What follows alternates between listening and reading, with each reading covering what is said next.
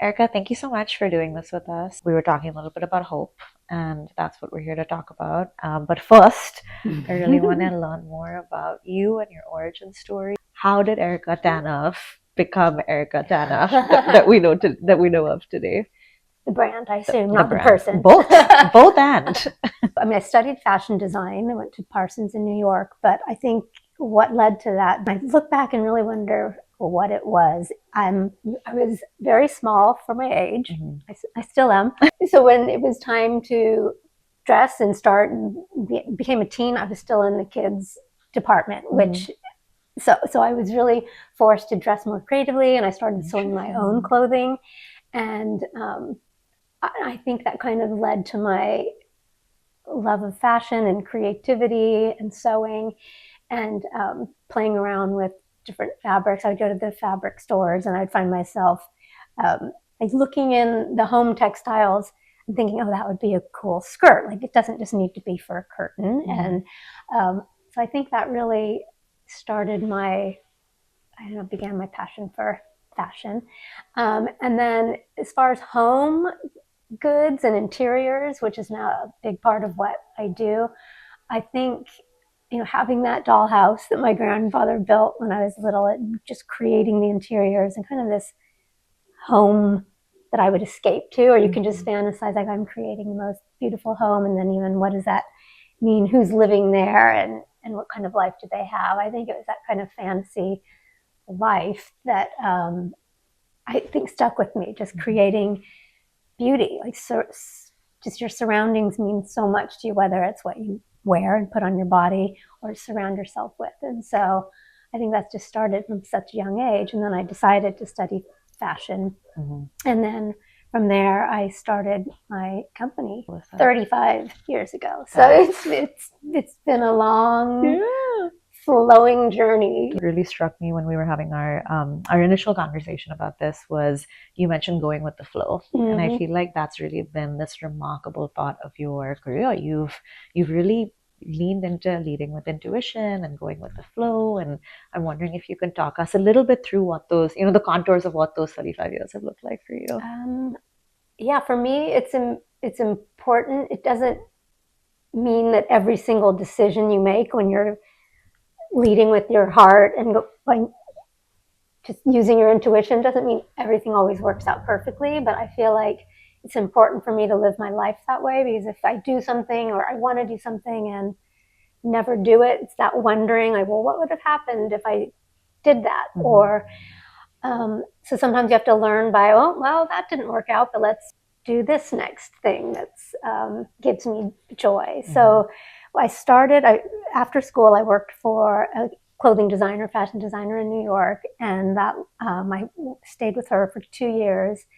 And I was a little disillusioned by the fashion industry and knew I needed some time off to figure out, is this really what I want to do? And then I realized, I have this love of clothing and textiles, and I can do it a different way. I don't have to do it the way that the fashion industry really proclaims it needs to be. I mean, and I'm sure some decisions I made may have hurt my business or prevented me from growing big as far as industry standards, but it was just important to me to do it my way. Like, I decided not to do big fashion shows, runway shows, not paying attention to trends, but really from the beginning deciding to just do what felt true and timeless, and kind of sticking with my vision. Like, what disillusioned you with the fashion industry, I guess, and how has it felt to really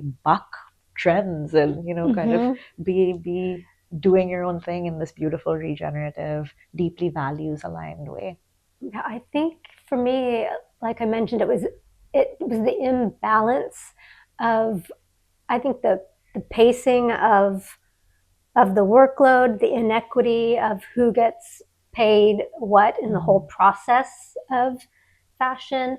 For me, it was also the amount of waste that happened that bothered me from materials, didn't appeal to me. And I thought, it doesn't have to be that way. We can choose who we work with. I can surround myself with people who really love what they do and work with intention and integrity and use highest quality materials and make sure that I work with people I really like, and have it feel as good as possible. And that's what I've done all along the way. I'm also really struck by this idea of just enjoying your job. There's so few people. I think it's a privilege. I think it's a beautiful privilege to be able to do that. And I think it's just so incredible to be in a space where you're joyful. And I think that's something that I see in your work a lot. Like there's joy and there's play. And I'm curious how you relate to joy in your work and in the collaborations that you do, because I know that's very important to you as well. The collaborations do bring a lot of joy, but I think a huge part of that is of keeping the joy and being happy is being open to change and not feeling stuck in doing something a certain. No, I think it's important and really healthy to try new things or not even go off course, but just flow into something new. And that's what I've been doing. I feel like especially with really shifting or expanding into home goods and then even interior consulting, it's based on what feels right at the time. And then maybe who I've met or who I've collaborated with, it could just open up a whole new world. And especially with collaborations, which I started doing that about 15 years ago.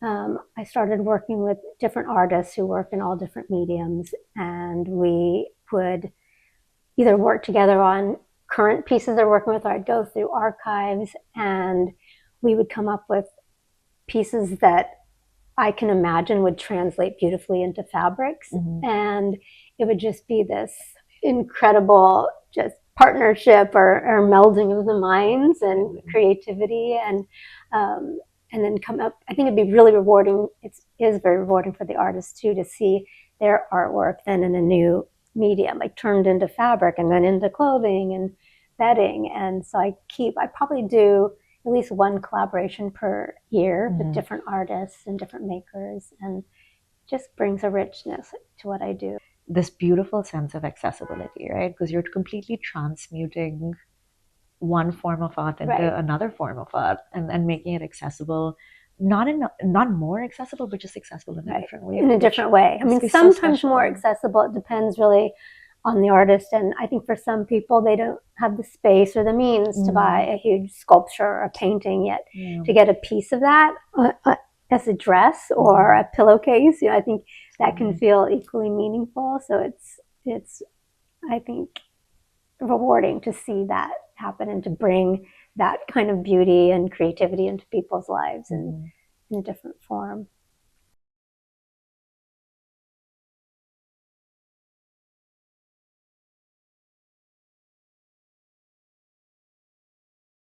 We were talking about how your work is so embedded with and in intuition and joy and beauty. And I'm curious how, especially in this world of fast fashion, and I think, just needing and wanting things all the time. I think even in the way that Amazon has completely changed the way that we expect, goods and services in our lives.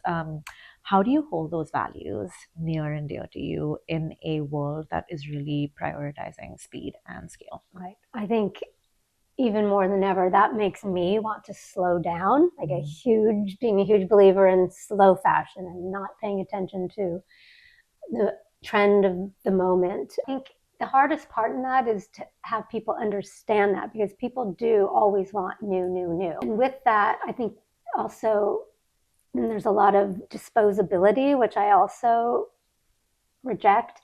I think part of that, and it also comes from just living intuitively and kind of bringing the ethos of nature into what I believe and into my business. I think, being slower and designing with intention, putting things out there with intention. So, I no longer design 4 seasons a year. And instead, we have our essentials, core pieces that are high quality, they're neutrals, they're pieces that we believe everyone needs in their closet. And then I come up with new, interesting, inspired pieces when inspiration strikes or when it feels right. Nothing's forced. And that to me feels a lot like nature. And it's, you let things take its time. And then with that, I think what remains are things that you love and hold on to, and just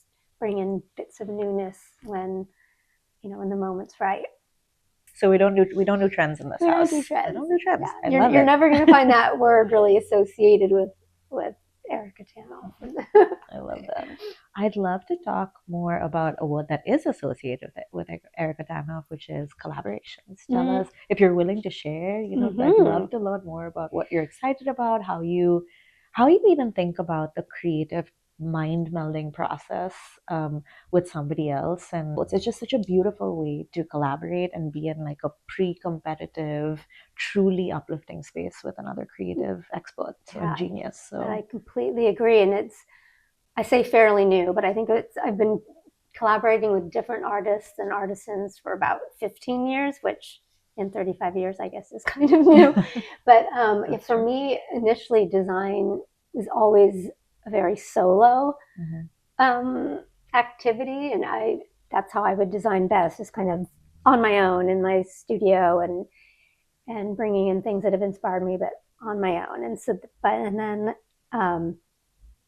it came up pretty organically with this one artist. I was showing different artists in my store at the time, featuring the artwork on the walls. And then I went to one of her other shows, and it just, our similarities in aesthetic and just each other kind of sparked this idea. And so it was Emily Payne, and I've now collaborated with Emily, I think 6 times. So it's just, and we've had this blossoming deep friendship.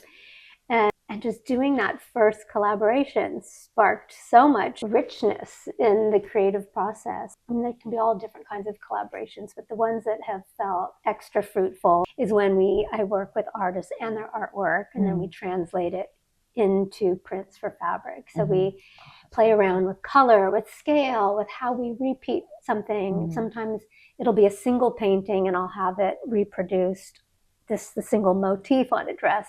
Or sometimes like this, it'll be a pattern that I shrink or take part of and repeat it in a mirrored way, and it becomes something completely new. And I think for both of us, the artists who I'm collaborating with and me, it's kind of this mind-blowing experience, and you just want to do more and then put it out into the world and let people enjoy it as well. It sounds like creative alchemy. Yes. It sounds like there's actually this like transmutation, this like alchemy process that's happening where 2 inputs came in and a completely different input came out. Yeah, exactly. And so now it's like, oh, what's the next collaboration to be?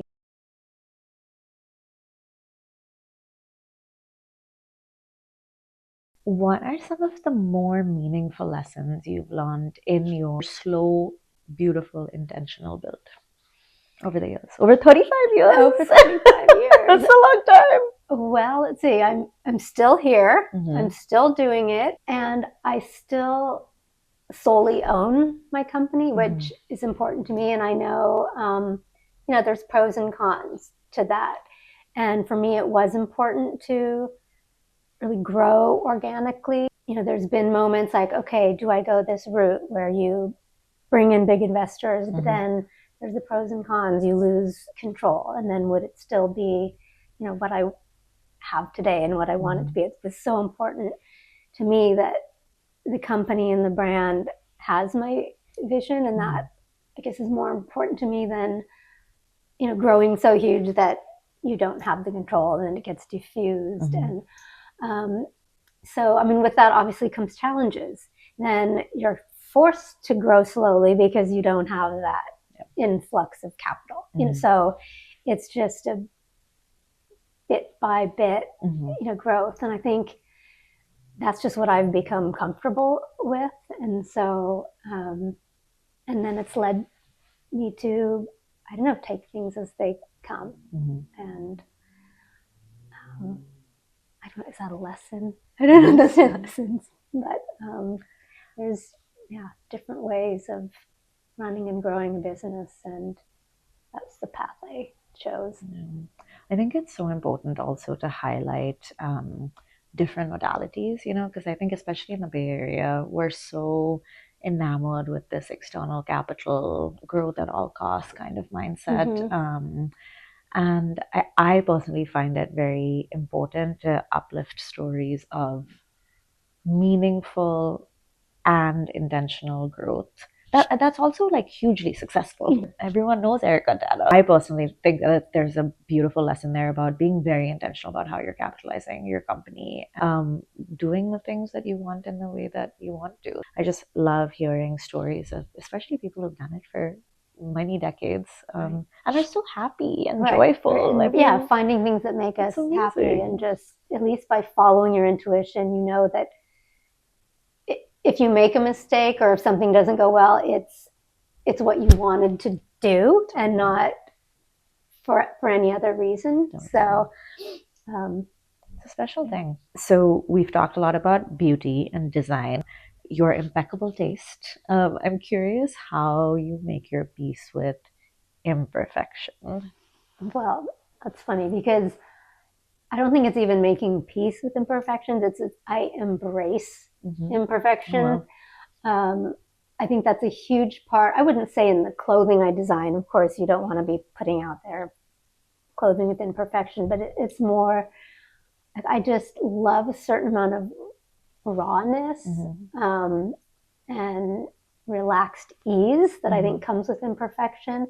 And then especially with interiors and in this space in general, and I think my passion for vintage and used things, and with that comes imperfections, and that to me is what makes so many things even more beautiful. I mean, it's also learning from nature and nature's imperfections, and that to me is what I kind of cherish. So I think you kind of have to embrace imperfections as well to truly understand and appreciate what I do.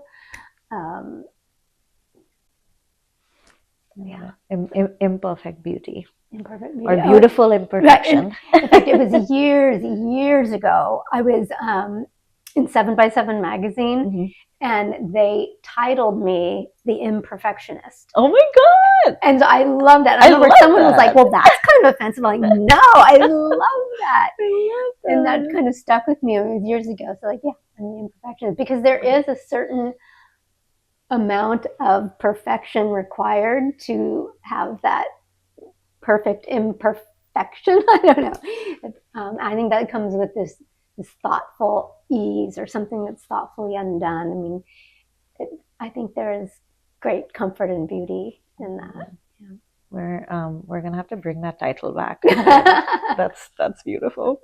So we're here to talk about hope. I personally feel like my hope cup has been filled just hearing your story and being in your beautiful space, and really learning from you as someone who's built on their own terms. And I really genuinely feel like the thing that I find most inspiring and hopeful about you is you're joyful. 35 years later, you seem to really like what you do. I'm curious, what is giving you hope these days? Well, I know I keep coming back to nature, but whenever I am feeling, I don't know, at odds, especially with what's going on now in the world, I think a walk in the woods or in a park or just outside can really restore hope. I mean, it does for me, just saying, oh my God, there is so much beauty in the world. I mean, that's kind of what I've built my whole world and life and career on, is creating beauty. And I think there is so much value in that. You know, if we can each just see the beauty, and I don't mean always like typical material beauty, although that's great too. But just the beauty in the simplest things. And I think that's what gives me hope. Like, we can always create and appreciate and find beauty out there. and that's, you know, beauty in people and bringing people together. That to me is beautiful, and just creating community. And I feel like more than ever now, that's what's important. And so, I mean, that's what a huge part of what I'm doing in this space is having the events, bringing people together to enjoy each other, to enjoy talks, to enjoy art, music. And, you know, that gives me hope, just being with other people who truly appreciate that. And that is actually quite striking because when you really peel it all the way back, it's pretty simple. It's all pretty simple. It's a simple game, and I think it could be. It could be so simple. We just complicate it, but it's a simple, beautiful thing. Yeah. Thank you, Erica. What a joy, and thank you for letting us be in your space.